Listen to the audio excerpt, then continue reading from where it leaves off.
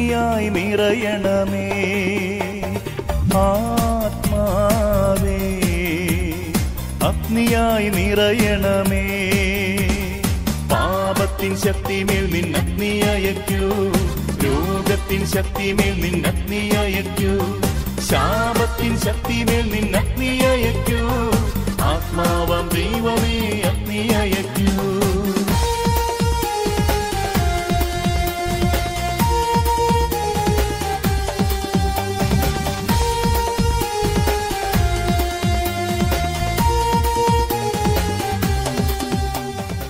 ഈ കാലഘട്ടത്തിൽ പ്രിയ സഹോദരങ്ങളെ, ഈ വ്യക്തിബന്ധത്തെ നശിപ്പിക്കുന്ന തിന്മയുടെ ചില മേഖലകളെക്കുറിച്ച് ദൈവത്തിൻ്റെ പരിശുദ്ധാത്മാവ് ചില താക്കീതുകൾ നൽകുവാനായി ആഗ്രഹിക്കുന്നുണ്ട്.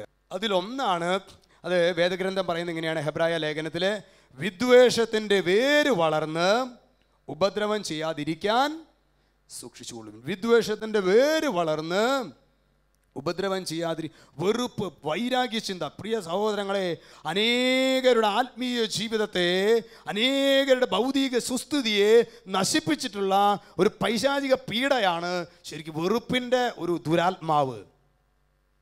ഇത് പറയുമ്പോൾ സഹോദരങ്ങളെ, അച്ഛൻ ഓർക്കുന്ന സംഭവം, സഹിയോൻ ധ്യാന കേന്ദ്രത്തിൽ 2013 സെപ്റ്റംബർ മാസത്തിൽ ഒരു സഹോദരൻ, ഒരു പയ്യൻ അവിടെ വണ്ടേക്ക് വന്നതാണ്. വെള്ളിയാഴ്ച ഒരു 10,000-1500 പേരൊക്കെ സാധാരണ വെള്ളിയാഴ്ചകളിൽ വരും. അന്നത്തെ ശുശ്രൂഷയ്ക്ക്, ആമുഖ ശുശ്രൂഷയ്ക്ക് നേതൃത്വം കൊടുത്തിരുന്ന അച്ഛനാണ്. അപ്പോൾ ഞാൻ ആമുഖ ശുശ്രൂഷയ്ക്ക് നേതൃത്വം, അപ്പോൾ വട്ടാലച്ഛൻ ഞങ്ങളോട് പറഞ്ഞിട്ടുള്ളത് എങ്ങനെയാണെങ്കിൽ, എല്ലാവരെയും നോക്കിയിട്ട് ശുശ്രൂഷ ചെയ്യണം. അപ്പോൾ എല്ലാവരും നോക്കി ശുശ്രൂഷ ചെയ്യുമ്പോൾ, അപ്പോൾ നിങ്ങൾക്കറിയാം, ഇപ്പോൾ നമ്മൾ വേണമെങ്കിൽ ഒരു മാക്സിമം ഒരു 25-30 കിലോമീറ്റർ അകലെ എന്നൊക്കെയല്ലേ വന്നിട്ടുണ്ടാവുക മാക്സിമം. അപ്പോൾ അവിടെയൊക്കെ നമ്മൾ വണ്ടേ ശുശ്രൂഷയ്ക്ക് പാലയിൽ നിന്നും, എറണാകുളത്ത് നിന്നും, തലശ്ശേരിയിൽ നിന്നും, കണ്ണൂരിൽ നിന്നും, കോയമ്പത്തൂരിൽ നിന്നൊക്കെയാണ് ജനങ്ങൾ വരുന്നത്. ഇവിടെ നോക്കി കരങ്ങൾ ഉയർത്തി ഉറക്കെ സ്തുതിക്കുക, അങ്ങനെയൊന്നും പറയേണ്ട കാര്യമില്ല. നമുക്ക് സ്തുതിക്കാം എന്ന് പറയുമ്പോഴേക്കും ശരിക്കും ജനങ്ങൾ ചങ്ക് പൊട്ടി അങ്ങോട്ട് സ്തുതിച്ചു തുടങ്ങും. ഞാൻ നോക്കുമ്പോൾ ജനം മുഴുവൻ സ്തുതിക്കുന്ന സമയത്ത് അവൻ ഒരു ആ സൈഡിലായിട്ട് ഒരു യുവാവ്, അവൻ ഇങ്ങനെ കയ്യും കെട്ടിയിട്ട് ഇങ്ങനെ നിൽക്കുന്നത്, ഒരു വികാരവും ഇല്ലാത്ത രീതിയിലാണോ നിൽക്കുന്നത്. ഞാൻ അവനെ നോട്ട് ചെയ്തു. പ്രാരംഭ ശുശ്രൂഷയ്ക്ക് ശേഷം വചന ശുശ്രൂഷയ്ക്ക് ഒരു ആത്മായ സഹോദരനെ കയറ്റി ഞാൻ സംഗീതത്തിൽ ചെന്ന് ശുശ്രൂഷകരോട് പറഞ്ഞു, അവിടെ ഒരു പയ്യൻ ആ മൂന്നാമത്തെ തൂണിൻ്റെ അടുത്തായിട്ട് റെഡ് ടീ-ഷർട്ട് ഇട്ടുള്ള ഒരു 10-25 വയസ്സ് കാണും. അവന് വിളിക്കാൻ പറഞ്ഞു. അവൻ ആകെ അലസനായിട്ടിരിക്കുന്നത്, അശ്രദ്ധനായിട്ടിരിക്കുന്നത്, കൊണ്ടുവരാൻ പറഞ്ഞു. ശുശ്രൂഷകർ അവനെ എൻ്റെ അടുത്ത് സംഗീതത്തിലേക്ക് കൊണ്ടുവന്നു. ഞാൻ ചോദിച്ചു, മോനെ നീ എവിടെ നിന്നാണ് വരുന്നതെന്ന് ചോദിച്ചു. അപ്പോൾ അവൻ പറഞ്ഞു, അച്ഛാ ഞാൻ മാനന്തവാടി, വയനാട് മാനന്തവാടി ആ ഭാഗത്ത് നിന്ന് വരുന്നതെന്ന് പറഞ്ഞു. നീ എപ്പോഴാണ് ഇറങ്ങിയെന്ന് ചോദിച്ചു. ഞാൻ വീട്ടിൽ നിന്ന് എപ്പോഴാണ് ഇറങ്ങി ഈ ശുശ്രൂഷയ്ക്ക് വേണ്ടിയിട്ട്? അവൻ പറഞ്ഞു 3 മണി കഴിഞ്ഞപ്പോൾ ഞാൻ ഇറങ്ങി അച്ഛാ.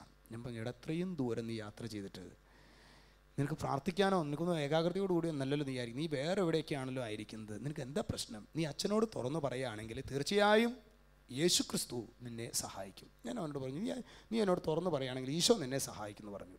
അപ്പോൾ അവൻ പറഞ്ഞു, അച്ഛാ എനിക്കൊരു 10 മിനിറ്റ് സമയം തരുമോ അച്ഛനോടൊന്ന് സംസാരിക്കാനായിട്ട്? 10 മിനിറ്റ് സമയം. ഞാൻ പറഞ്ഞു, ഓക്കെ തരാം, നമുക്കവിടെ കൗൺസിലിംഗ് കൂടാരമുണ്ട്. ഞാൻ പറഞ്ഞു, അങ്ങോട്ട് വരാൻ പറഞ്ഞു. അങ്ങനെ കൗൺസിലിംഗ് കൂടാരത്തിലേക്ക് അവനെയും കൊണ്ടുപോയി.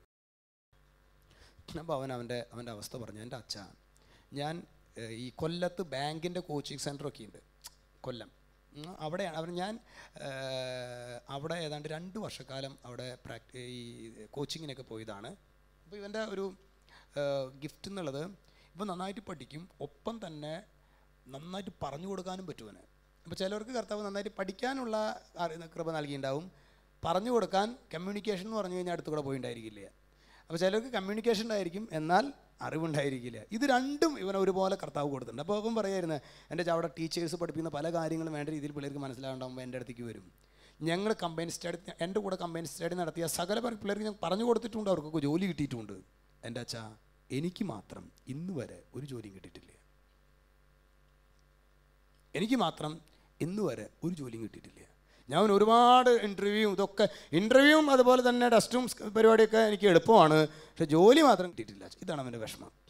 അപ്പോൾ ഞാൻ പറഞ്ഞു, ഞാൻ അപ്പോൾ ഇത് എനിക്ക് വേണ്ടി ഒന്ന് പ്രാർത്ഥിക്കുക. ഇതാണ് അവൻ്റെ ഞാൻ പറഞ്ഞു, ഞാൻ പ്രാർത്ഥിക്കുക ചെയ്യാൻ മുൻപ്, പ്രാർത്ഥിക്കുന്നതിനേക്കാളും മുമ്പ് എനിക്ക് നിന്നോട് കുറച്ച് കാര്യങ്ങൾ ചോദിക്കാനുണ്ട്. ഞാൻ ചോദിച്ചു, ആദ്യം നീ ഞായറാഴ്ച കുർബാനയ്ക്ക് പോകുന്നുണ്ടോ? സാധാരണ അതുപോലും നമ്മുടെ പിള്ളേർക്ക് ഉണ്ടാവില്ലല്ലോ, ജോലി ഷിഫ്റ്റ് എന്നൊക്കെ പറഞ്ഞിട്ട് അതുപോലും ഉണ്ടായിരിക്കില്ലേ. നീ ഞായറാഴ്ച കുർബാനയ്ക്ക് പോകുന്നുണ്ടോ? അവൻ പറഞ്ഞു, അച്ഛാ ഞായറാഴ്ച കുർബാനയല്ല, എല്ലാ ദിവസവും ഞാൻ കുർബാനയ്ക്ക് പോകുന്നുണ്ട്.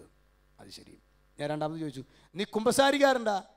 സാധാരണ ഒക്കെ വല്ലപ്പോഴൊക്കെ വർഷത്തിലൊരിക്കലേ എന്നുള്ള പ്രിൻസിപ്പിളൊക്കെ ഉള്ളവരുണ്ടാവും. അവൻ പറഞ്ഞു, എൻ്റെ അച്ഛ എല്ലാ മാസത്തിലും ഞാൻ കുമ്പസാരിക്കാറുണ്ട്.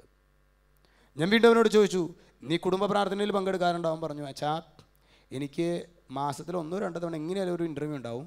അപ്പോൾ അതുമായിട്ട് ബന്ധപ്പെട്ട് ചിലപ്പോൾ ഓവർനൈറ്റ് സ്റ്റേ ഒക്കെ ഉണ്ടെങ്കിൽ വീട്ടിലേക്ക് വരാൻ പറ്റാത്ത അവസ്ഥയാണെങ്കിൽ കുടുംബ പ്രാർത്ഥനയിൽ പങ്കെടുക്കാൻ പറ്റില്ല. പക്ഷേ പേഴ്സണലായിട്ട് ഞാനൊരു ജപമാല ചെല്ലാതെ ഞാൻ കിടക്കാറില്ല.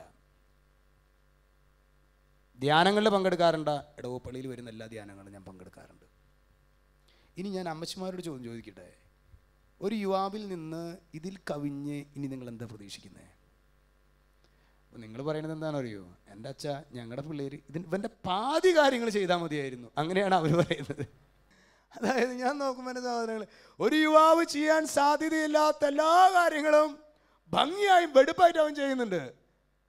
അപ്പോൾ അങ്ങനെയുള്ള സാഹചര്യത്തിൽ നമ്മൾ എന്ത് ചെയ്യും? അങ്ങനെയുള്ള സാഹചര്യത്തിൽ നമ്മൾ എന്ത് ചെയ്യാന്ന് വെച്ച് കഴിഞ്ഞാൽ, അപ്പോൾ ഞങ്ങളോട് വട്ടാലശം പറഞ്ഞിട്ടുള്ളതാണ്, ജപമാല കരങ്ങളിൽ എടുക്കുക, ഒരു സ്വർഗസ്ഥനായ പിതാവ്, ഒരു 10 നന്മ നിറഞ്ഞ അറിയുമ്പോൾ നിർത്തി ചൊല്ലി പ്രാർത്ഥിക്കുക. അത് പ്രാർത്ഥിക്കുമ്പോൾ തന്നെ ഈശോ നമ്മെ സഹായിച്ചോളും. പിന്നെ എന്ത് ചോദിച്ചാലും അതൊക്കെ കർത്താവ് കണക്ട് ചെയ്തോളും. അങ്ങനെയാണ് ഞങ്ങൾക്ക് നൽകിയിട്ടുള്ള നിർദ്ദേശം. ഞാൻ എൻ്റെ സഹോദരങ്ങളെ, ഞാനപ്പോൾ വേഗം അച്ഛൻ പറഞ്ഞ പോലെ തന്നെ വേഗം ജപമാല. അപ്പോൾ എനിക്ക് നോക്കുമ്പോൾ എല്ലാ കാര്യങ്ങളും ഭംഗിയായിട്ട് ചെയ്യുന്നുണ്ട്. സാധാരണ പിള്ളേർക്കുള്ള ഒരലക്കൊലത്ത് സ്വഭാവവും അവനില്ല. നിങ്ങൾക്ക് പറഞ്ഞത് മനസ്സിലായല്ലോ, ഇനി ഞാൻ കൂടുതൽ വ്യക്തമാക്കണ്ടല്ലോ. സാധാരണ പിള്ളേർക്കുള്ള ഒരു പരിപാടി അവനില്ല. അവനെ ഈ കാര്യങ്ങളൊക്കെ ഭംഗിയായിട്ട് ചെയ്യുന്നുണ്ട്. ഞാൻ എൻ്റെ സഹോദരങ്ങളെ അവനിരുത്തി കുറച്ച് നേരം സ്തുതിച്ച്, ഒരു സ്വർഗസ്ഥനായ പിതാവ്, ഒരു 10 നന്മ എന്ന് ചൊല്ലി. നന്മ പറഞ്ഞു അങ്ങനെ 10ാമത്തേക്ക് ആവണോടുകൂടി എൻ്റെ മനസ്സിൽ ഇങ്ങനെ ഒരു പെട്ടെന്ന് അങ്ങനെ ഒരു ഓഫ് ഹാൻഡ് ആയിട്ട് ഇങ്ങനെ ഞാൻ ചോദിച്ചിട്ടാ, അപ്പച്ചനൊക്കെ സുഖമാണോ എന്ന് ചോദിച്ചു. അപ്പനൊക്കെ സുഖമാണ്. എൻ്റെ സഹോദരങ്ങളെ, അതുവരെ അവനെങ്ങനെയായിരുന്നെങ്കിൽ പൂച്ചക്കുട്ടിയുടെ പോലെ ഇങ്ങനെ, അച്ഛാ പറയച്ചാ, ഇങ്ങനെ നിന്നിരുന്ന കുട്ടി അപ്പനെ സുഖമാണോ എന്ന് ചോദിച്ചാൽ മാത്രം പൊട്ടിത്തെറിച്ചു. എൻ്റെ അച്ഛാ, അയാളെക്കുറിച്ച് മാത്രം ഒരു വാക്ക് പറയരുത്, എൻ്റെ ജീവിതത്തെ നശിപ്പിച്ചത് അയാളാണെന്ന് പറഞ്ഞിട്ട് പൊട്ടിത്തെറിച്ചാൻ. ഒരു 2-3 മിനിറ്റ് നേരത്തേക്ക് അവൻ ഭയങ്കര സ്ട്രോങ് ആയിട്ട് പറഞ്ഞു. എന്തൊരു സംഭവം എന്താണെന്ന് അറിയോ സഹോദരങ്ങൾ? അതായത് ഇവർ കുഞ്ഞായിരിക്കുന്ന സമയം മുതൽ ഇവൻ്റെ വീട്ടിൽ അപ്പൻ, അമ്മ, അതുപോലെ തന്നെ ഇവൻ്റെ 2 അനിയത്തിമാർ. കുഞ്ഞായിരിക്കുന്ന സമയത്തിൽ അവൻ്റെ അപ്പൻ വളരെ നല്ല അപ്പനാണ്. പക്ഷേ രാത്രി കുടിച്ചു വന്നു കഴിഞ്ഞാൽ വിഷയമാണ്. കുടിച്ചു വന്നു കഴിഞ്ഞാൽ മിക്കതും നല്ല നിത്യസഹായ മാതാവ് എന്നുള്ള പാട്ടൊക്കെ പാടിയിട്ടാവും വരിക. അങ്ങനെ ഒരു ഭക്തിഗാനം പാടി വരും. വീട്ടിലേക്ക് എത്തിക്കഴിഞ്ഞ് കഴിഞ്ഞാൽ ആദ്യം ചെയ്യുന്നത് വെട്ടോത്തിയെടുക്കുക എന്നുള്ളതാണ്. എന്നിട്ട് ഭാര്യനെയും പിള്ളേരെയും വെട്ടാൻ വരിക എന്നുള്ളതാണ് ഇവൻ്റെ അപ്പൻ ചെയ്യുന്ന ഹോബി. അങ്ങനെ പ്രിയ സഹോദരങ്ങളെ, അപ്പൻ്റെ ഈ പാട്ട് കേട്ട് വരുമ്പോഴേക്കും അമ്മ ഇവനെയും അതുപോലെ ഇവൻ 2 അനിയത്തിമാരെയും കൂട്ടിയിട്ട് പറമ്പ് തോപ്പിലേക്ക് പോകും, തെങ്ങും തോപ്പിലേക്ക് പോകും. അവിടെ നിന്നിട്ട് അപ്പൻ്റെ കുടിയും പരിപാടി ഗ്യാസൊക്കെ കഴിഞ്ഞ് രാത്രി 12:30 അല്ലെങ്കിൽ 1 മണി 1:30 2 മണിക്ക് ആകുമ്പോഴാണ്, അപ്പോൾ ഉറങ്ങിയാലാണ് പിന്നെ അവർ വരിക. ഇതാണ് അവരുടെ സാധാരണ വർഷങ്ങളായിട്ടുള്ള ഇവർ കുഞ്ഞായിരിക്കുമ്പോഴത്തെ ടൈം ടേബിൾ.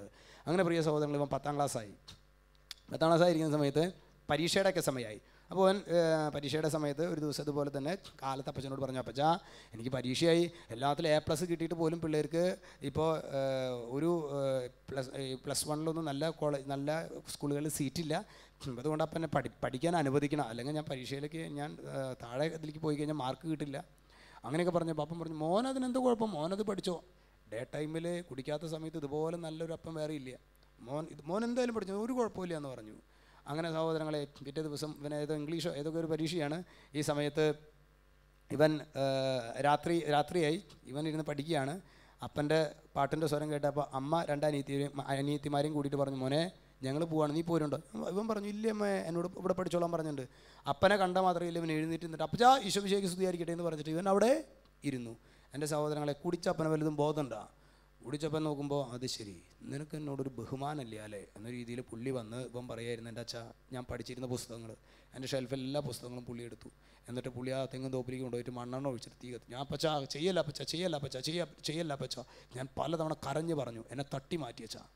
ഞാൻ ആ ദുഷ്ടനോട്, ഞാൻ എൻ്റെ കൂട്ടുകാരായിട്ടുള്ളവർ എന്തൊക്കെ കാര്യങ്ങൾ ഡിമാൻഡ് ചെയ്യുന്നവർ മാർക്ക് മേടിക്കുമ്പോൾ എനിക്ക് സൈക്കിൾ മേടിച്ചു തരണം, എനിക്ക് ഡ്രസ്സ് മേടിച്ചു തരണം, അങ്ങനെ പലതും എൻ്റെ കൂട്ടുകാർ അച്ഛന്മാരോടൊക്കെ പറയാറുള്ളതാണ്. ഞാൻ എൻ്റെ അപ്പച്ചനോട് ഒറ്റ കാര്യം, എൻ്റെ അപ്പച്ചൻ്റെ കാര്യമായിട്ട് പൈസ ഇല്ല എന്നൊക്കെ അറിയാം, കുടിക്കും, എന്നാലും പിന്നെ കാര്യമായിട്ട് പൈസ ഒന്നും ഉണ്ടാവില്ല, ഞാൻ അതൊന്നും പറഞ്ഞിട്ടില്ലേ. എൻ്റെ ഒറ്റ ലക്ഷ്യം ഇതുണ്ടായിരുന്നല്ലോ വെച്ചാൽ, നന്നായിട്ട് പഠിക്കണം, നന്നായിട്ട് മാർക്ക് മേടിക്കണം, നല്ലൊരു ജോലി വേണം, നല്ലൊരു വീട് വെക്കണം, എൻ്റെ 2 അനിയത്തിമാരെ ഭംഗിയായിട്ട് കല്യാണം കഴിച്ചു വിടണം. ഇതായിരുന്നു എൻ്റെ ഏക ടാർഗറ്റ്. അത് മുഴുവൻ അയാൾ നശിപ്പിച്ചു. ഞാൻ എന്താ ചെയ്യേണ്ട? ഞാൻ അയാളോട് ക്ഷമിക്കണോ അച്ഛാ? ശരിക്കും ആ വ്യക്തിയോട് വെറുപ്പെന്ന് പറഞ്ഞു കഴിഞ്ഞാൽ അതിൻ്റെ പൂർണ്ണതയിൽ എൻ്റെ മനസ്സിൽ പെട്ടെന്ന് ഒരു സംഭവം ഒരു ചിന്ത വന്നു. ഞാൻ പറഞ്ഞിടാ, ഈ ഒരു ടിപ്പർ ലോറി സൈക്കിളുകാരൻ്റെ മേലെ വന്ന് ഇടിച്ചു എന്ന് വിചാരിച്ചോ? വിചാരിച്ചിട്ടില്ല, വിചാരിക്കണം. ഒരു ടിപ്പർ ലോറി ഒരു സൈക്കിൾകാരനെ വന്ന് ഇടിച്ചു എന്ന് വിചാരിക്കുക, അല്ലെങ്കിൽ ഒരു സൈക്കിളുകാരൻ ടിപ്പർ ലോറിയെ വന്നിടിച്ചു എന്ന് വിചാരിക്കുക. രണ്ടാണെങ്കിലും ആരുടെ ജീവനാണ് ആപത്ത്? ഇതേ രീതിയിലാണ് മക്കളെ വെറുപ്പ് എന്തിൻ്റെ പേരിലാണെങ്കിലും. ഞാനോട് പറഞ്ഞു, മോനെ വെറുപ്പ് എന്തിൻ്റെ പേരിലാണെങ്കിലും വെറുപ്പ് കീഴ്പ്പെടുത്തുന്ന വ്യക്തിയുടെ അഭിഷേകം അതോടുകൂടി, അവന് സ്വർഗത്തിൻ്റെ അനുഗ്രഹങ്ങൾ അതോടുകൂടി. ഞാൻ പറഞ്ഞിടാ, നീ തന്നെയല്ലേ പറഞ്ഞത്, നീ തന്നെ ഭംഗിയായിട്ട് പിള്ളേരെ പഠിപ്പിക്കാനുള്ള കഴിവ്, നീ തന്നെ നിന്റെ എല്ലാ കാര്യത്തിലും നീ എക്സൽ ചെയ്യുന്നു, എന്നാൽ നിനക്ക് മാത്രം ദൈവാനുഗ്രഹം ഇല്ല എന്ന് നീ തന്നെയല്ലേ പറഞ്ഞത്. ഞാൻ എന്നിട്ട് പറഞ്ഞു, എടാ ആദ്യമായിട്ടാണ് ഞാൻ നിന്നെ കാണുന്നത്, ഒരു പക്ഷേ നീ എന്നെ പിന്നെയും കണ്ടിട്ടുണ്ടായിരിക്കാം, പക്ഷെ ഞാൻ നിന്നെ ആദ്യമായിട്ട്, എന്തായാലും നമ്മൾ ആദ്യമായിട്ടാണ് സംസാരിക്കുന്നത്. എനിക്ക് നിന്നെക്കുറിച്ചോ നിൻ്റെ വീടിനെക്കുറിച്ചോ ഒരു സംഭവവും നമ്മൾ പരസ്പരം ചോദിച്ചിട്ടുമില്ല. പക്ഷേ കർത്താവാണ്, കർത്താവ് എന്നെയും നിന്നെയും കാണുന്നുണ്ട്, കർത്താവ് എന്നെയും നിന്നെയും കാണുന്നുണ്ട്, കർത്താവ് നിൻ്റെ കുറവ് ഇപ്പോൾ നിനക്ക് വെളിപ്പെടുത്തി തന്നിരിക്കുന്നു, ഇഷ്ടമുള്ളത് നിനക്ക് തിരഞ്ഞെടുക്കാം. Praise the lord. ഹല്ലേലൂയ. അത്രയും നമ്മുടെ ദൗത്യം അത്രയേ ഉള്ളൂ. കാര്യം പറഞ്ഞു കൊടുക്കുക, ഇനി up to you to decide. Praise the lord. പ്രിയ സഹോദരങ്ങളെ, അങ്ങനെ ഞാൻ ഇതിൻ്റെ വശങ്ങളും കാര്യങ്ങളൊക്കെ പറഞ്ഞു കൊടുത്തു. മോനെ നീ ഇന്ന് അപ്പോൾ അവന് കുറേ കൂടി കാര്യങ്ങൾ മനസ്സിലായി. അവൻ പറഞ്ഞു, ഞാൻ എന്താ ചെയ്യേണ്ടത് വെച്ചാൽ, എനിക്കിത് ആഗ്രഹമില്ലാഞ്ഞിട്ടല്ല, ഞാൻ പലതവണ എൻ്റെ അപ്പനോട് ക്ഷമിക്കാനായിട്ടൊക്കെ ഞാൻ ആഗ്രഹിച്ചതാണ്. പക്ഷേ ആ സമയമൊക്കെ ആകുമ്പോഴേക്കും അപ്പനെ കാണുമ്പോഴേക്കും എനിക്ക് കൊല്ലാനുള്ള ദേഷ്യം എനിക്ക് വരും, കൊല്ലാനുള്ള ദേഷ്യം. അങ്ങനെ പ്രിയ സഹോദരങ്ങളെ, ഞാൻ പറഞ്ഞു, നീ കരങ്ങൾ താത്താൻ പറഞ്ഞു, നീ നേരിട്ട് ധ്യാനം അവിടെ വണ്ടേ ശുശ്രൂഷ കഴിഞ്ഞിട്ട് നീ അപ്പനോട് ക്ഷമിക്കണം, അപ്പ എന്നോട് ക്ഷമിക്കണമെന്ന് പറയുന്നു വേണ്ട. നീ ചെയ്യേണ്ട കാര്യം അച്ഛൻ പറഞ്ഞുതരാം. നീ ഈ ദിവസങ്ങളിൽ പ്രത്യേകിച്ച് പരിശുദ്ധ കുർബാനയിലൊക്കെ അപ്പച്ചനോട് ക്ഷമിക്കാൻ വേണ്ട ഒരു കൃപയ്ക്ക് വേണ്ടി പ്രാർത്ഥിക്കുക. കൃപ വളരെ പ്രധാനപ്പെട്ടതാണ് സഹോദരങ്ങളെ. നമ്മെ വേദനിപ്പിച്ചവരോട് ക്ഷമിക്കാനായി ദൈവകൃപ നമുക്ക് വേണം. ദൈവകൃപയില്ലെങ്കിൽ ഇതൊന്നും നടക്കത്തില്ല. ഹല്ലേലൂയ. അത് ആരാണെങ്കിലും, അത് എൻ്റെ അപ്പനാണെങ്കിലും ശരി, എൻ്റെ ബിഷപ്പാണെങ്കിലും ശരി, എൻ്റെ സുപ്പീരിയർ ആണെങ്കിലും ശരി, ആരാണെങ്കിലും നമ്മൾ കുറ്റം ചെയ്യാതെ നമ്മെ വേദനിപ്പിച്ചിട്ടുണ്ടോ, അവരോട് ക്ഷമിക്കണോ? ദൈവത്തിൻ്റെ കൃപ നിനക്ക് വേണം. ആ കൃപ കൊണ്ട് നീ ക്ഷമിച്ച് കഴിഞ്ഞാൽ കർത്താവ് നിനക്ക് വിടുതലാണ്. അപ്പോൾ ഇതിൻ്റെ കാര്യങ്ങളൊക്കെ പറഞ്ഞപ്പോൾ ഞാൻ അവനോട് പറഞ്ഞു, നീ ഇന്ന് മുതൽ പരിശുദ്ധ കുർബാനയിൽ പ്രത്യേകിച്ച് കാഴ്ച സമർപ്പണ ശുശ്രൂഷയിൽ നീ ശരിക്കും അപ്പച്ചന് വേണ്ടി ഇന്ന് മുതൽ പ്രാർത്ഥിക്കണം, ജപമാല ചൊല്ലി പ്രാർത്ഥിക്കണം. ഇന്ന് ഫാസ്റ്റിംഗ് ഒക്കെ എടുക്കുമ്പോൾ, വെള്ളിയാഴ്ചകളൊക്കെ ഫാസ്റ്റിംഗ് എടുക്കുമ്പോൾ നീ അത് അപ്പച്ചനെ ക്ഷമിക്കാൻ വേണ്ട അഭിഷേകത്തിന് വേണ്ടി കാഴ്ച വയ്ക്കണം. നീ ഇങ്ങനെയൊക്കെ ചെയ്യേ, കർത്താവ് നിന്നെ അനുഗ്രഹിക്കും. അവൻ്റെ വചനമൊക്കെ ബന്ധപ്പെടുത്തി. അതുപോലെ തന്നെ ആ ഉൽപ്പത്തിയുടെ പുസ്തകത്തിൽ 37-ാമത്തെ അധ്യായം, അത് 37 മുതൽ 45 വരെയുള്ള ഭാഗങ്ങൾ അച്ഛൻ നിങ്ങൾക്ക് ഹോംവർക്കായിട്ട് തരികയാണ്. ജോസഫിനെ കുറിച്ച്, പൂർവ്വപിതാവായ ജോസഫ് എത്രമാത്രം വേണമെങ്കിൽ അവനെ ജ്യേഷ്ഠാനുജന്മാരെ വെറുക്കാമായിരുന്നു. അവനെ തുടർന്ന് ഈജിപ്തിൻ്റെ അധികാരിയായിട്ടൊക്കെ നിയമിക്കുന്നുണ്ട്. വേണമെങ്കിൽ ഭംഗിയായിട്ട് സുന്ദരമായി പ്രതികാരം ചെയ്യായിരുന്നു. പക്ഷേ അതെല്ലാം ദൈവത്തിൽ നിന്ന് എന്നതുപോലെ അവൻ ആ സംഭവങ്ങളൊക്കെ എടുക്കുന്നത് നമ്മൾ ഉൽപ്പത്തി 37 മുതൽ 45 വരെയുള്ള അധ്യായങ്ങളിൽ നിങ്ങൾ കാണുന്നുണ്ട്. പ്രിയ സഹോദരങ്ങളെ, അങ്ങനെ അവനോട് ഈ ഭാഗങ്ങളൊക്കെ പറഞ്ഞു കൊടുത്തപ്പോൾ അവന് കുറേ കൂടി വിശ്വാസമായി. ഞാൻ നോക്കുമായിരുന്നു. പിന്നെ അന്നത്തെ പരിശുദ്ധ കുർബാനയിലും ആരാധനയിലൊക്കെ അവൻ ചങ്ക് പൊട്ടി കർത്താവേ എന്ന് അവൻ നിലവിളിച്ച് പ്രാർത്ഥിക്കുന്നത് എനിക്ക് കാണാൻ പറ്റി. ഹല്ലേലൂയ. ഒരു സംഭവം കൂടി അച്ഛൻ പറയാം. അതായത് ഇന്ന് അനേകർക്ക് പറ്റാത്തൊരു സംഭവം എന്താണെന്നറിയോ? യേശുവേ എന്ന്, ബാക്കി എന്ത് വേണം പറയാം, യേശുവിൻ്റെ നാമത്തെ സ്തുതിക്കാൻ പറ്റില്ല. അനേകരുടെ വലിയൊരു വിഷയമാണ്, ഒരു പ്രതിസന്ധിയാണ്. ഒരു കുടുംബം ആബാ ധ്യാന കേന്ദ്രത്തിൽ വന്ന് ഞാൻ ഓർക്കുന്നുണ്ട്. അവർ ആകെ തകർന്നടിഞ്ഞ കുടുംബമാണ്. ജനം മുഴുവൻ ചങ്ക് പൊട്ടി സ്തുതിക്കുമ്പോൾ ഇവരുടെ കുടുംബത്തിൽ അപ്പനും അമ്മയും പിള്ളേരും ഒന്നും മിണ്ടാതെ ഇങ്ങനെ യേശുവേ യേശുവേ യേശുവേ നിൽക്കുന്നുണ്ട്. ഞാൻ ശുശ്രൂഷയ്ക്ക് ശേഷം അവരെ വിളിച്ചു, ചേട്ടത്തി നിങ്ങളുടെ കുടുംബത്തിൽ അതുപോലെ, അതായത് മക്കൾ തമ്മിൽ പറയാൻ കൊള്ളാത്ത ബന്ധം, ഇനി അതിന് കൂടുതൽ എനിക്ക് പറയാൻ പറ്റില്ല നിങ്ങളോട്, അതുപോലെ തിന്മ കയറിയ കുടുംബം. ഞാൻ ചോദിച്ചു, എൻ്റെ സഹോദരൻ നിങ്ങൾ എന്ത് കർത്താവിനെ സ്തുതിക്കാത്തതെന്ന് ചോദിച്ചു. അപ്പോൾ അവർ പറഞ്ഞു, എൻ്റെ അച്ഛാ യേശുവേ എന്ന് ഉറക്കെ വിളിക്കും, ഞാൻ എൻ്റെ തൊണ്ടയിൽ ആരും വന്ന് കയറി പിടിക്കുന്നത് പോലെയാണ്. ഇത് ഒരു വ്യക്തിയുടെ അനുഭവമൊന്നുമല്ല, അനേകരുടെ വിഷയമാണ്. ചങ്കുപൊട്ടി യേശുനാമത്തെ വിളിക്കാൻ പറ്റാത്ത വണ്ണം ശരിക്കും ഇവിടെ ഒരു കുരുക്കിട്ടേക്കുക. അങ്ങനെ പ്രിയ സഹോദരങ്ങൾ, ഇവൻ ചങ്ക് പൊട്ടി യേശുവേ, അതുവരെ കാലത്ത് മിണ്ടാതിരുന്ന പയ്യൻ ഞാൻ നോക്കുമ്പോൾ എൻ്റെ സഹോദരങ്ങൾ ചങ്ക് പൊട്ടി കർത്താവിനെ വിളിച്ച് നമ്മൾ പ്രാർത്ഥിക്കുന്നത് കാണാൻ പറ്റി. അങ്ങനെ ശുശ്രൂഷയെല്ലാം കഴിഞ്ഞ് ഞാൻ പോണേക്കാൾ മുമ്പ് വീണ്ടും എൻ്റെ അടുത്തേക്ക് വന്നു, അച്ഛാ എന്നെ ബ്ലെസ് ചെയ്യണം അച്ഛാ, എനിക്കറിയില്ല, എനിക്ക് അവിടെ ചെല്ലുമ്പോൾ ഞാൻ എന്തൊക്കെ ഉണ്ടാവുമെന്ന് അറിയില്ല. ഞാൻ പറഞ്ഞു, നീ ധൈര്യമായിട്ട് പോവുക, ജപമാല ചൊല്ലി പോവുക, വരുന്ന ദിവസങ്ങൾ കുർബാനയിൽ പ്രത്യേകമായിട്ട് സമർപ്പിച്ച് പ്രാർത്ഥിക്കുക, ഫാസ്റ്റിംഗ് ഒക്കെ എടുത്ത് പ്രാർത്ഥിക്കുക, കുമ്പസാരിക്കുക, ഇത്രയും കാര്യങ്ങൾ പറഞ്ഞ് അവനെ വിട്ടു. എൻ്റെ സഹോദരങ്ങളെ, ഒരു 3 ആഴ്ച കഴിഞ്ഞ് അവൻ വീണ്ടും തിരിച്ചു വന്നു. അച്ഛാ ഈശോ വലിയവനാണെന്ന് പറഞ്ഞിട്ടാണ്. ഞാൻ ചോദിച്ചു എന്താ കാര്യം, നിന്റെ കാര്യം എന്താണെന്ന് പറയാൻ പറഞ്ഞു. അപ്പോഴാണ് അവൻ പറഞ്ഞത്, എൻ്റെ അച്ഛാ ഞാൻ ഇവിടുന്ന് പോയില്ല, ഇവിടുന്ന് ഞാൻ ജപമാലയ്ക്ക് ചൊല്ലി പോയി, അവിടെ ഒരു 10 മണി 10:30 ആയിട്ട് ഞാൻ അവിടെ വീട്ടിലെത്തുമ്പോൾ അന്ന് കുടുംബ പ്രാർത്ഥനയിൽ പങ്കെടുത്ത് പിറ്റേ ദിവസം കാലത്ത് ശനിയാഴ്ച കാലത്ത് കുർബാനയ്ക്ക് പോയി, അതുപോലെ ഞായറാഴ്ച കാലത്ത് കുർബാനയ്ക്ക് പോയി. ഇവൻ കാറ്റഗീസ് അധ്യാപകനാണ്, പിള്ളേരെ കാറ്റഗിസം പഠിപ്പിച്ച് ശനിയാഴ്ച ഇതുപോലെ തന്നെ കാലത്ത് കുർബാനയ്ക്ക് പോയി വന്ന് അന്നൊരു ഇൻ്റർവ്യൂ അവനുണ്ട്, ടെസ്റ്റ് ഇൻ്റർവ്യൂ ഒക്കെ ഉണ്ടെന്ന് അവനെ. അന്ന് കുർബാന കഴിഞ്ഞ് ബ്രേക്ക്ഫാസ്റ്റ് കഴിച്ച് അവൻ ടെസ്റ്റിന് പോകുന്നതിന് മുമ്പ് തിരുസ്വരൂപത്തിന് മുൻപിൽ ഒരു തിരുഹൃദയത്തിൻ്റെ രൂപമുണ്ട്, അവിടെ മുട്ടുകുത്തി പ്രാർത്ഥിച്ച് അവൻ അവിടെ സാധാരണ അങ്ങനെ പ്രാർത്ഥിച്ചിട്ടാണ് അവൻ പോവാറ്. അവൻ എഴുന്നേറ്റ് അവൻ പോകുന്ന സമയത്താണ് അപ്പൻ അപ്പുറത്ത് നിൽക്കുന്നുണ്ട്. ഒരിക്കലും അപ്പനെ പിന്നെ മൈൻഡ് ചെയ്തിട്ടില്ല അവൻ. അതായത് 10ാം ക്ലാസ്സിൽ അവൻ്റെ പുസ്തകം കത്തിച്ച് കളഞ്ഞ അന്ന് മുതൽ പിന്നെ അപ്പനോട് സംസാരിച്ചിട്ടില്ല. അന്ന് പക്ഷേ വർഷങ്ങൾക്ക് ശേഷം ഇവൻ തിരുഹൃദയത്തിന് മുമ്പിൽ പ്രാർത്ഥിച്ച് ഇവൻ പോകുന്ന സമയത്ത് ഇവൻ്റെ ഉള്ളിൽ ആരോ പറയുന്നത് പോലെ അവനെ ഫീൽ ചെയ്യാണ്. അപ്പച്ചനോടൊന്ന് ഒരു പ്രയർ റിക്വസ്റ്റ് വയ്ക്കാനായിട്ട് ഇവൻ നേരെ അപ്പൻ്റെ അടുത്ത് പോയിട്ട് മുട്ടുകുത്തി എന്നിട്ട് പറഞ്ഞു, അപ്പച്ച എന്നെ ഒന്ന് അനുഗ്രഹിക്കണം എന്ന് പറഞ്ഞു.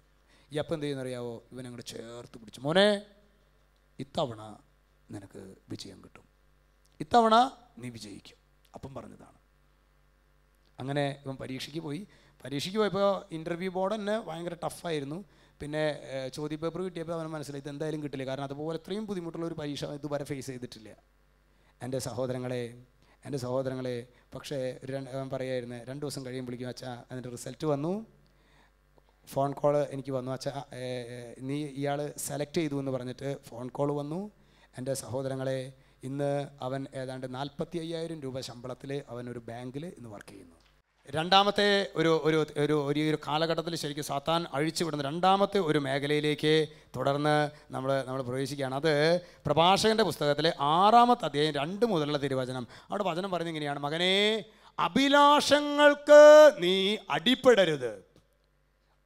മകനെ ശരിക്കും ഈ കാലഘട്ടത്തിൽ രണ്ടാമതൊരു വലിയൊരു തിന്മയുടെ മേഖലയാണ് പിശാച് അഴിച്ചുവിട്ടുള്ളതാണ്. മകനെ അഭിലാഷങ്ങൾക്ക് നീ അടിപ്പെടരുത്, അത് കാളക്കൂറ്റനെ പോലെ നിന്നെ കുത്തിക്കീറും, അത് നിന്റെ ഇലകൾ ഭക്ഷിക്കുകയും ഫലങ്ങൾ നശിപ്പിക്കുകയും ചെയ്യും, നീ ഒരു ഉണക്ക മരമായി തീരും. സുഖത്തിന്, ശരീരത്തിൻ്റെ സുഖത്തിന് പ്രിയ സഹോദരങ്ങളെ നമ്മൾ വിധേയരായിട്ടുണ്ടോ? തകർച്ച അത് അത് അത് ആസന്നമാണ്. വിശുദ്ധ ഗ്രന്ഥത്തിലെ പ്രിയ സഹോദരങ്ങളെ, സോളമൻ നിസ്സാരക്കാരനായിരുന്നോ? ഇസ്രായേലിൻ്റെ എത്രാമത്തെ രാജാവായിരുന്നു സോളമൻ?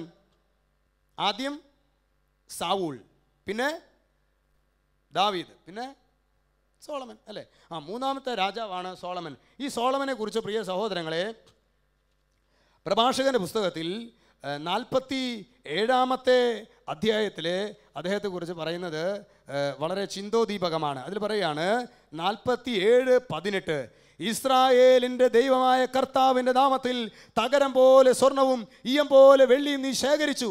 എന്നിട്ട് പറയാണ്, എന്നാൽ നീ സ്ത്രീകൾക്ക് അതീതനായി, അഭിലാഷങ്ങൾ നിന്നെ കീഴ്പ്പെടുത്തി. എന്താ പ്രിയ സഹോദരങ്ങളെ സോളമനെ പറ്റിയ മണ്ടത്തരം എന്താ? അത് രാജാക്കന്മാരുടെ 1-ാമത്തെ പുസ്തകം 11-ാം അധ്യായം. അവിടെ വചനം പറയുകയാണ്, സോളമൻ രാജാവ് അനേകം വിദേശ വനിതകളെ പ്രേമിച്ചു. വചനം പറയുന്നു, നിങ്ങൾ അവരുമായി വിവാഹബന്ധത്തിൽ ഏർപ്പെടരുത്. വിദേശ വനിതകളായി, വിദേശ വിജാതീയരുമായി വിവാഹബന്ധം, ആണായാലും ശരി പെണ്ണായാലും ശരി പെർമിറ്റഡ് അല്ല. ആരാ പറഞ്ഞത്? ദൈവത്തിൻ്റെ മാറ്റമില്ലാത്ത വചനം. ഈ കാലഘട്ടത്തിൽ ശരിക്കും ഒരുപാട് യുവാക്കൾ ഈ തെറ്റായ അബദ്ധ പ്രബോധനം സ്വീകരിച്ച് എന്താ, അവനെ കെട്ടിയെന്താ, അവനെ കഴിച്ചെന്താ? കർത്താവിൻ്റെ വചനം അത് നിരോധിച്ചിരിക്കുന്നു. അതെന്നെ അതിൻ്റെ കാരണം. നിങ്ങൾ അവരുമായി വിവാഹബന്ധത്തിൽ ഏർപ്പെടരുത്. കാരണം എന്താ? അവർ നിങ്ങളുടെ ഹൃദയങ്ങളെ തങ്ങളുടെ ദേവന്മാരിലേക്ക് വശീകരിച്ചു കളയുമെന്ന് അവരെക്കുറിച്ച് കർത്താവ് അരുൾ ചെയ്യുന്നു. സോളമനാകട്ടെ അവരെ ഗാഢമായി പ്രേമിച്ചു. ഈ പ്രേമത്തിന് ഇങ്ങനൊരു വിഷയമുണ്ട് മക്കളെ, ഇങ്ങനൊരു വിഷയമുണ്ട്. അതിന് ഗാഢമായി അവൻ്റെ ഹൃദയം വ്യതിചലിപ്പിച്ചു. എന്നിട്ട് വചനം പറയുകയാണ്, അങ്ങനെ അവൻ കർത്താവിൻ്റെ മുൻപിൽ അനിഷ്ടം പ്രവർത്തിച്ചു. അവൻ കർത്താവിൻ്റെ എത്രമാത്രം ജ്ഞാനിയായിരുന്നു സഹോദരങ്ങളെ, എന്നാൽ കർത്താവിൻ്റെ സന്നിധിയിൽ സോളമൻ തിരസ്കൃതനായി.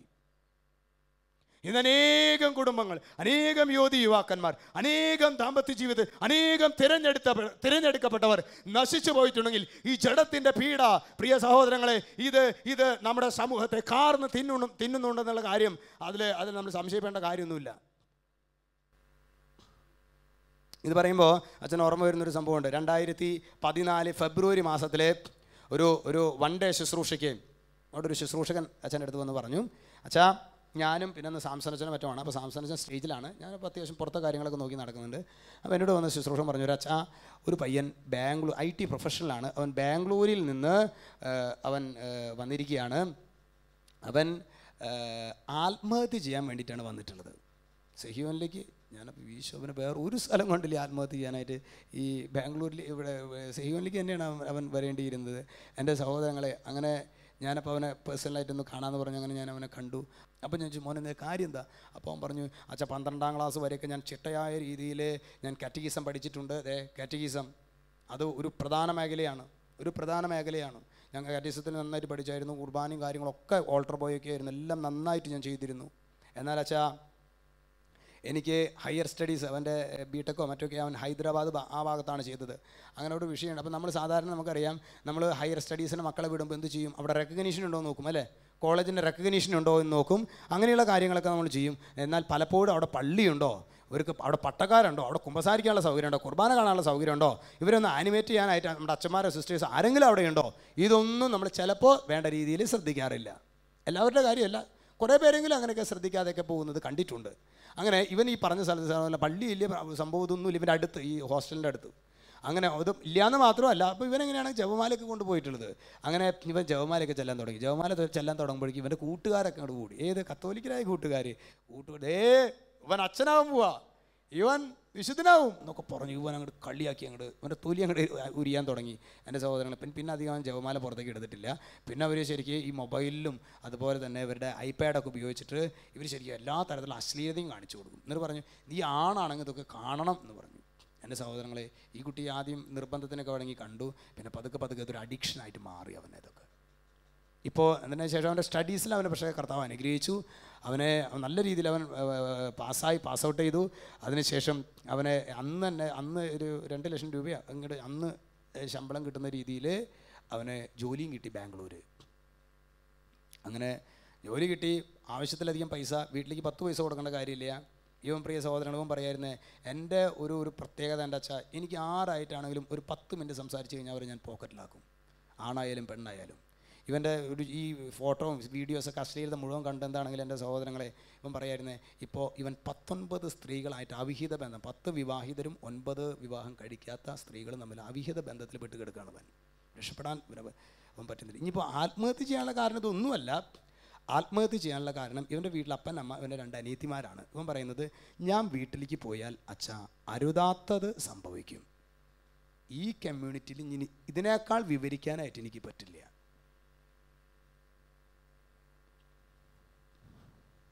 അപ്പോൾ അവൻ ആത്മഹത്യ ചെയ്യാനുള്ള കാരണം പറഞ്ഞു, ഞാൻ ഇനി വീട്ടിലേക്ക് പോയി കഴിഞ്ഞ് കഴിഞ്ഞാൽ എൻ്റെ അച്ഛൻ അരുതാത്തത് സംഭവിക്കും. അതിനേക്കാൾ നല്ലത് എൻ്റെ ജീവിതം ഞാൻ ഇവിടെ അവസാനിപ്പിക്കുകയാണ്.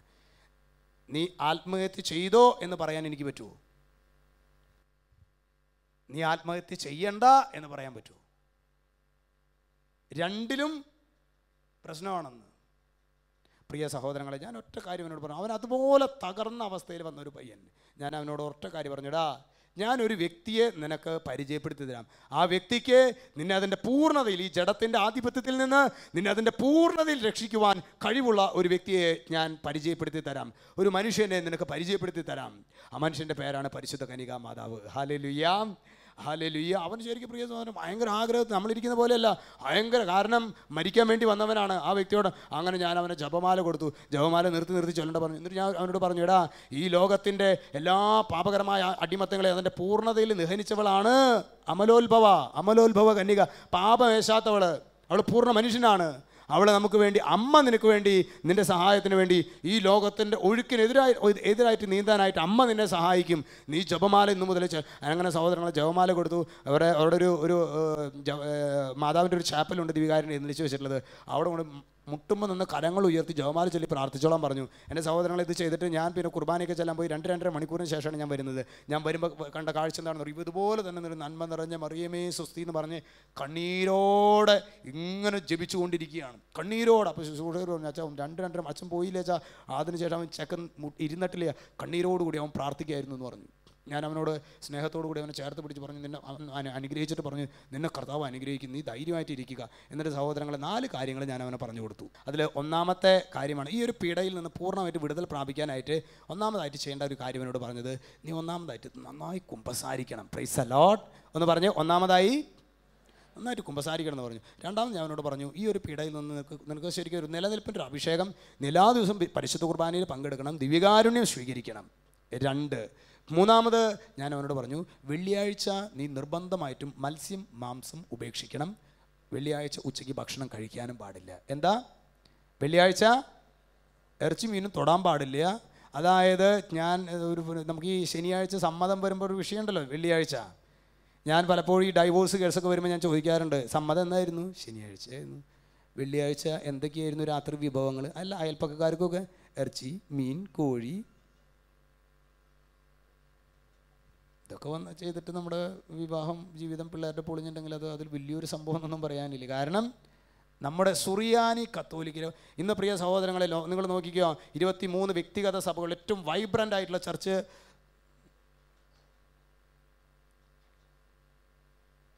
എവിടെയൊക്കെ നോക്കിക്കഴിഞ്ഞാൽ അച്ഛന്മാർ സിസ്റ്റേഴ്സ് ഇവിടെ കാണാൻ പറ്റും. അതിൻ്റെ കാരണം എന്താണെന്നറിയോ? ഈ നോമ്പും ഉപവാസവും പ്രാർത്ഥനയൊക്കെയാണ് നമ്മുടെ പൂർവികർ നമുക്ക് പകർന്നു തന്നത്. ഇന്ന് അതിനെ തന്നെ നമ്മൾ കാലുകൊണ്ട് തട്ടിക്കളഞ്ഞു. ആദ്യം ഉപവാസം പോയി, വെള്ളിയാഴ്ച പോയി, ഞായറാഴ്ച പോയി, കാറ്റീസം പോയി, ഏത് എൻട്രൻസും. പിന്നെ ഹല്ലേലൂയ. അവനെ വെള്ളിയാഴ്ച നീ തൊടാൻ പാടില്ല, ഇറച്ചി മീനും തൊടാൻ പാടില്ല, വെള്ളിയാഴ്ച ഉച്ചയ്ക്ക് ഭക്ഷണം കഴിക്കാനും പാടില്ല. അവസാനം പറഞ്ഞു, നീ 3 ജപമാലയെങ്കിലും വ്യക്തിപരമായിട്ട് നിർത്തി ചൊല്ലി പ്രാർത്ഥിക്കണം. 4 കാര്യങ്ങൾ പറഞ്ഞു കൊടുത്തു. എൻ്റെ സഹോദരങ്ങളെ അങ്ങനെ പ്രാർത്ഥിച്ച് അവനെ വിട്ടു. പിന്നെ നമുക്ക് കണക്ഷനൊന്നുമില്ല. 2004 ഫെബ്രുവരി എൻ്റെ സഹോദരങ്ങളെ ഞാൻ പിന്നെ അവനെ കാണുന്നത് 2017, അതായത് ജനുവരി മാസം 2017, ഈ അടുത്ത് ജനുവരി മാസത്തിലെ തൃശ്ശൂർ ടൗണിൽ വെച്ചിട്ടാണ് ഞാൻ അവനെ കാണുന്നത്. അവൻ ഓടി വന്നതിൻ്റെ കാര്യങ്ങൾ ചേർത്ത് പിടിച്ചു. അച്ഛനെന്നെ മനസ്സിലായി. ഞാൻ പറഞ്ഞു, അവൻ ഈ സംഭവം വിവരിച്ചു. ഞാൻ അവനോട് ചോദിച്ചു, അവനോട് ഇപ്പോൾ നിൻ്റെ അവസ്ഥ എന്താണെന്ന് ചോദിച്ചു. കാരണം അന്ന് അതുപോലെ ശരിക്കും ആത്മഹത്യ ചെയ്യാനായിട്ട് അതുപോലെ നടന്നിരുന്ന പയ്യൻ. അവൻ പറഞ്ഞു, എൻ്റെ അച്ഛാ, ഇതിപ്പോൾ ഞാൻ നിങ്ങളോട് 4 കാര്യം പറയാൻ കാരണം അവൻ പറഞ്ഞതാണ്.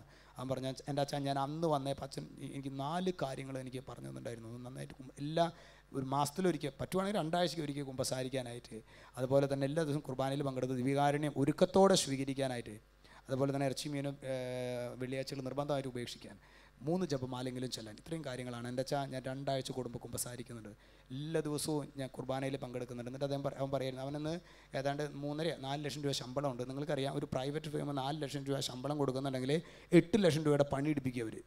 മനസ്സിലായോ? നമുക്ക് 4 ലക്ഷം എന്ന് പറയാം, 8 ലക്ഷം രൂപയുടെ പണിയെടുപ്പിക്കും. അവൻ പറയായിരുന്നത് 8:30 ആകുമ്പോഴേക്കും പഞ്ചിങ് വരെ വെച്ചാൽ ഞാൻ അവിടെ കയറണം, ഞാൻ ഡ്യൂട്ടിക്ക് കയറണം. 8:30 ആകുമ്പോഴേക്കും രാത്രി 8-8:30 9 മണി വരെ കമ്പ്യൂട്ടറിൻ്റെ മുൻപിലിരിക്കണം അവന്. അതിൻ്റെ ഇടയ്ക്ക് ഒരു ടീ ബ്രേക്ക് ആയിട്ട് ഒരു 11 മണിക്ക് ഉണ്ടാവും, ഒരു അരമണിക്കൂർ കഷ്ടി. ലഞ്ച് ബ്രേക്ക് ആയിട്ട് ജസ്റ്റ് ഒരു 3/4 മണിക്കൂർ ഉണ്ടായിരിക്കും. അതുപോലെ തന്നെ ഒരു 5 മണി 5:30 ആകുമ്പോൾ ഒരു ടീ ബ്രേക്ക് പോലെ വീണ്ടും ഒന്നുണ്ടായിരിക്കും. ഇതിനാകെ കൂടി ഉണ്ടാവുന്ന സമയം. ഈ സംഭവം പറയായിരുന്നത്, കാലത്ത് ഞാനൊരു 4 മണി 4:30 ആകുമ്പോഴേക്കും എഴുന്നേൽക്കുക വെച്ചാൽ എഴുന്നേറ്റ് ഞാൻ മുട്ടുമ്പോൾ നിന്ന് ഒരു വിശ്വാസ പ്രമാണം, അതുപോലെ തന്നെ ഒരു രഹസ്യം ചൊല്ലി പ്രാർത്ഥിക്കും. എന്നിട്ട് ബ്രേക്ക്ഫാസ്റ്റിന് വേണ്ട അത്യാവശ്യം കാര്യങ്ങളൊക്കെ ഞാൻ ചെയ്യും.